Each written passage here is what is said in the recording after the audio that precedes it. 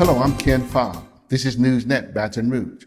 Grab yourself a tea or coffee as I go over with you headlines and news from our local area and region.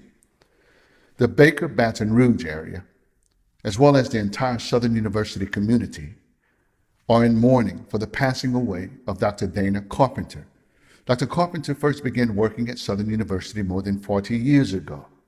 His family says he died last week after a brief illness, though respecting their privacy, it is not immediately clear what caused his illness. Along with being a longtime administrator at Southern University, Dr. Carpenter also faithfully served on the school board for the city of Baker from its inception until last November.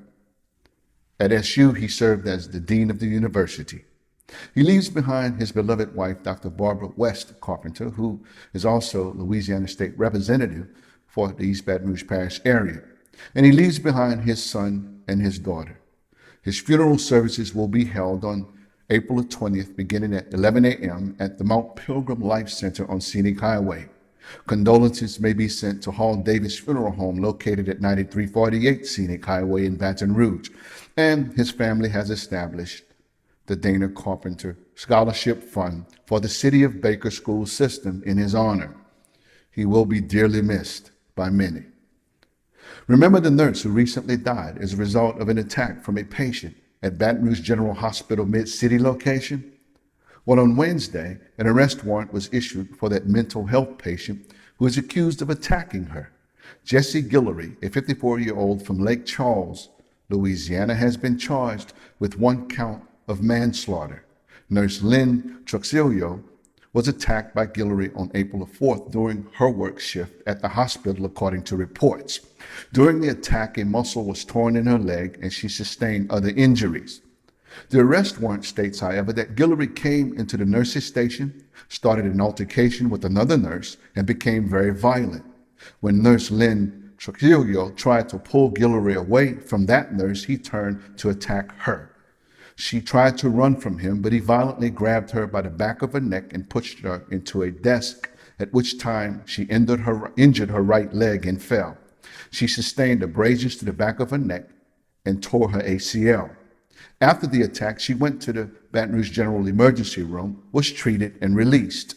But she returned to the hospital on April 11th with breathing problems and was admitted into the intensive care unit.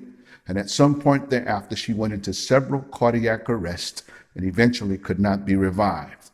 She died on April 11th, just after 1 a.m. I will keep you posted on the criminal prosecution of Guillory, so stay tuned in. In Amite, Louisiana, 4 deputies with the Tangipahoa Parish Sheriff's Office were injured during a fight at a parish jail. Temperatures began to flare up in a dorm that holds multiple inmates, after which a fight began. Correctional staff deputies immediately responded to defuse the situation, but moments later, several inmates attacked those deputies. The deputies received minor to moderate injuries before the situation was brought under control. No charges have been placed on any of the inmates at this time, but a full investigation is underway and criminal charges will be forthcoming, according to the sheriff's office. The American Red Cross will kick off its Sounding the Alarm to Save Lives campaign in Scotlandville this Saturday from 8:30 a.m. to 1 p.m. This will be an intentional effort to educate at-risk communities on home fire safety tactics and to save lives by installing free smoke alarms. Sounding the Alarm to Save Lives is a national initiative currently taking place in 100 cities across this nation. The goal is to install 100,000 smoke alarms during the last 2 weeks of the month of April and during the first 2 weeks of the month of May. In our greater Baton Rouge area, these free fire alarm installation events will take place in Scotlandville on tomorrow, the Gardere area on April 27th, in Clinton on May 3rd, and in Maringouin on May the 4th. So for more information, visit redcross.org/home fires. These have been headlines and news from our local area and region. I'm yours truly, Ken Fobb, and I'll see you next time right here on NewsNet, Baton Rouge. Have a great weekend.